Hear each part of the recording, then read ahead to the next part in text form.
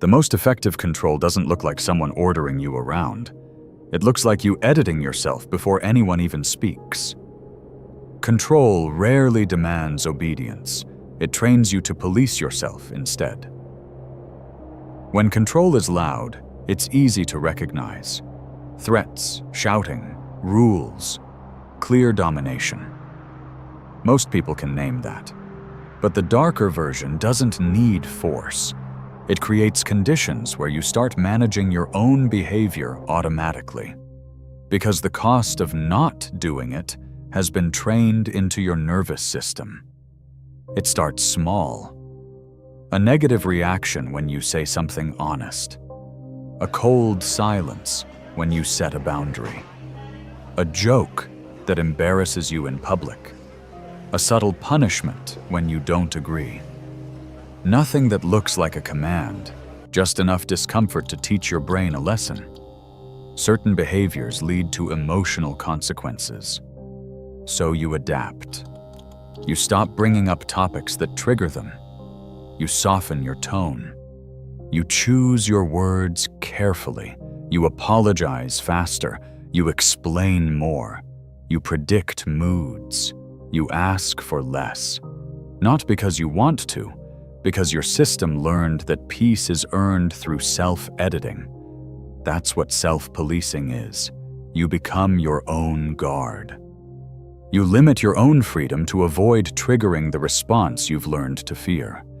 And this is why control becomes invisible. Because from the outside, no one sees orders. They just see you being easygoing. But inside, you're constantly scanning, is this safe to say? Will this start something? Should I just let it go? The controller doesn't need to demand obedience.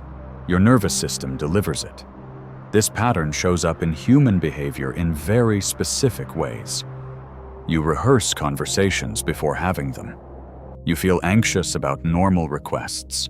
You suppress excitement because it might be judged. You feel guilty for needing time, space, rest, or clarity. You keep the peace even when the peace costs you your voice. The control isn't in one moment. It's in the training. Training makes you predictable.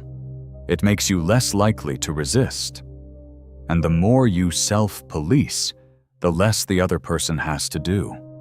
They can even look calm, reasonable, not controlling, because the environment is already shaped.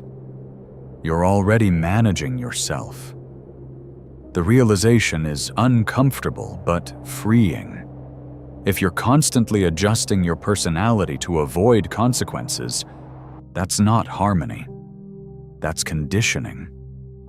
Healthy relationships don't require you to be hyper-aware. You can be imperfect without punishment.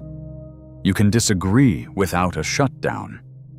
You can say no without emotional debt.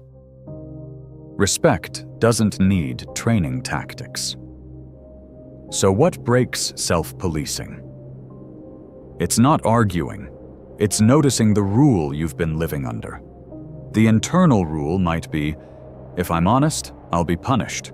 Or, if I have needs, I'll be rejected. Or, if I disappoint them, I'll pay for it. Once you name the rule, you can test reality in small ways. One calm boundary. One honest sentence. One decision made without over-explaining. And then you watch. Does the environment respect it or punish it? Because the goal isn't conflict. The goal is clarity. Control survives in confusion. It survives when you can't tell whether you're allowed to be a full person. The moment you see that you've been trained to self-police, you stop calling it your personality. You recognize it as a system. If this changed how you see behavior, follow MindSignal.